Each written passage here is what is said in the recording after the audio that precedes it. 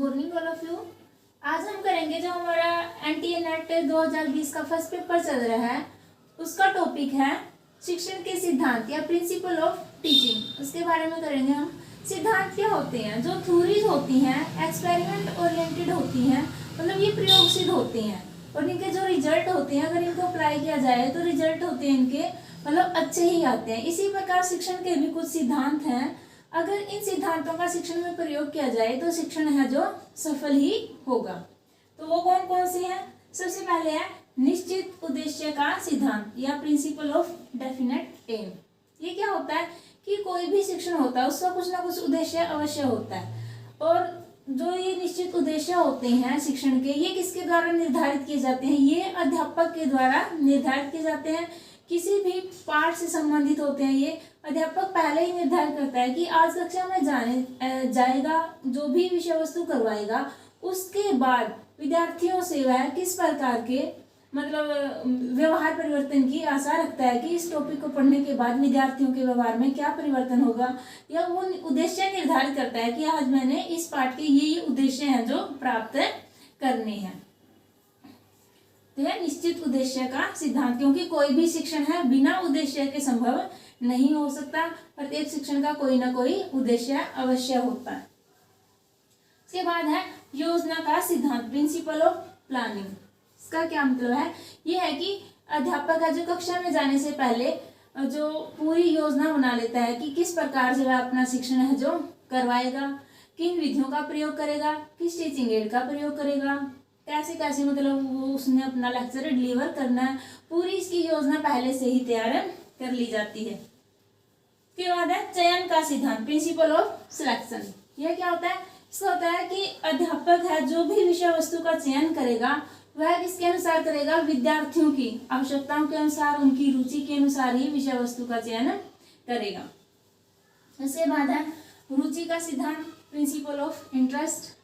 इसका मतलब है कि जो भी विषय वस्तु करवाई जाए, जो विद्यार्थी होते हैं उनकी रुचि के अनुसार ही करवाई जाए, ताकि विद्यार्थियों का इंटरेस्ट उसमें बना रहे, रुचि बनी रहे और वो मन लगाकर उसको पढ़े, क्योंकि बिना इंटरेस्ट के कोई भी कार्य संभव नहीं हो सकता। जब तक विद्यार्थियों की उस विषय में रुचि नहीं होगी तो वो उसको पढ़ नहीं पाएंगे। पढ़ेंगे भी तो उनका ध्यान नहीं होगा, उनको याद नहीं होगा, ज़्यादा टाइम तक वो उसको अपनी मेमोरी में नहीं रख पाएंगे। तो रुचि का सिद्धांत भी शिक्षण का एक सिद्धांत है, अगर इसको अप्लाई किया जाए तो शिक्षण क्या है अवश्य ही सफल रहेगा। इसके बाद है मनोरंजन का सिद्धांत, प्रिंसिपल ऑफ एंटरटेनमेंट। इसका क्या मतलब है कि जो शिक्षण में समय समय पर क्या है बच्चों का मनोरंजन करवाया जाना चाहिए। ये नहीं है कि शिक्षण में लगातार अध्यापक है सिर्फ व्याख्या ही कर रहा है, उनको लेक्चर दे रहा है, तो इससे क्या है बच्चे बोर हो जाएंगे।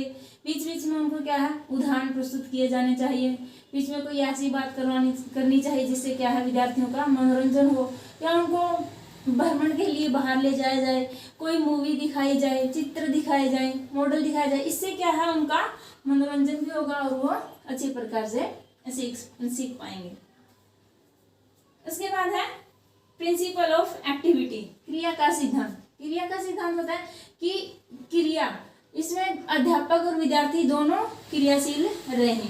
क्रिया के द्वारा अगर सीखा जाएगा तो उससे क्या है बच्चे जो भी सीखेंगे वो लाइफ टाइम के लिए सीखेंगे, वो कभी नहीं भूलेंगे अगर वो कुछ करके सीखते हैं तो, बजाय इसके कि वो सिर्फ सुन रहे हैं और याद कर रहे हैं, रट रहे हैं।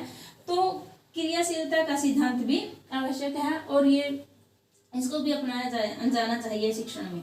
उसके बाद है व्यक्तिगत विभिन्नता का सिद्धांत, प्रिंसिपल ऑफ इंडिविजुअल डिफरेंस। ये क्या होता है कि मतलब प्रत्येक विद्यार्थी होता है तो दूसरे से अलग होता है, प्रत्येक विद्यार्थी में अलग अलग क्वालिटी होती हैं। तो अध्यापक का यह कर्तव्य होता है कि वह विद्यार्थियों की जो व्यक्तिगत विभिन्नताएं होती हैं उनको पहचाने, क्योंकि कोई विद्यार्थी होता है जल्दी सीख जाता है, कुछ विद्यार्थी होते हैं बार बार अभ्यास करके सीखते हैं। तो अध्यापक को विद्यार्थियों की व्यक्तिगत विभिन्नताओं को पहचान कर उसके अनुसार ही उनको शिक्षण करवाना चाहिए। इसके बाद है प्रेरणा का सिद्धांत या प्रिंसिपल ऑफ मोटिवेशन। इसका मतलब है कि विद्यार्थियों को शिक्षण करवाने के लिए उनको मोटिवेट किया जाए। मोटिवेट किस प्रकार से कर सकते हैं, जिसे वो मतलब शिक्षण सीखने के लिए उत्साहित हों। उनको जैसे टेस्ट वगैरह लिए जाते हैं कि जिसके ज़्यादा नंबर आएंगे उनको पेन दिया जाएगा, गिफ्ट दिया जाएगा, कोई भी उनको शाबाशी दी जाएगी, कक्षा का मॉनिटर बनाया जाएगा। इस प्रकार से उनको मोटिवेट किया जा सकता है। मोटिवेशन दो प्रकार का होता है, पॉजिटिव तथा नेगेटिव। नेगेटिव में होता है कि हम बच्चों को डांटते हैं, फटकारते हैं, उनको सजा दे देते हैं। लेकिन शिक्षण में ज़्यादातर क्या है, जो पॉजिटिव होता है, पॉजिटिव मोटिवेशन का ही ज़्यादा प्रयोग किया जाना चाहिए। उसके बाद है अभ्यास का सिद्धांत, प्रिंसिपल ऑफ एक्सरसाइज।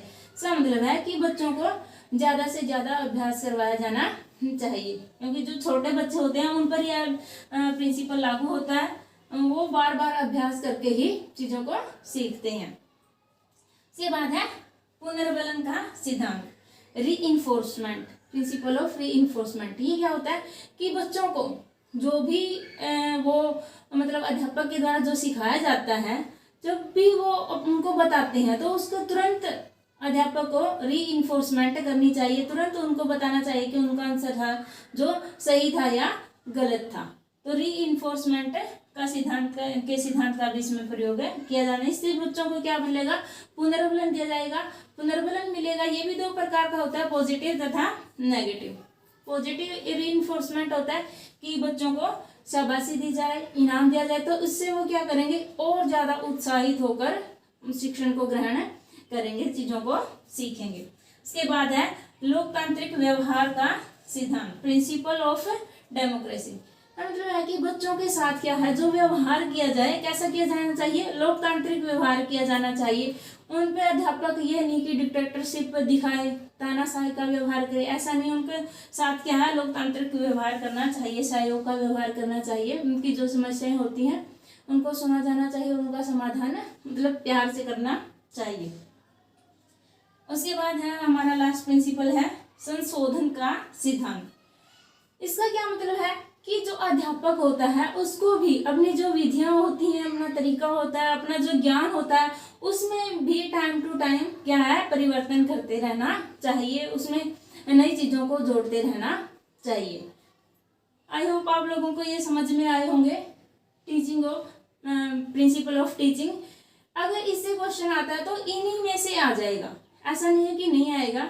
जो ये सिद्धांत हैं इनसे बाहर क्वेश्चन नहीं आएगा। और मोस्ट ऑफ इससे क्वेश्चन आता है कि टीचिंग के कौन कौन से सिद्धांत हैं, या अध्यापक के द्वारा विद्यार्थियों को अभिप्रेरणा दी जाती है तो उसमें कौन सा सिद्धांत का प्रयोग किया जाता है, इत्यादि इत्यादि। अगर वीडियो अच्छा लगे तो वीडियो को लाइक करें, शेयर करें तथा चैनल को सब्सक्राइब करें। धन्यवाद।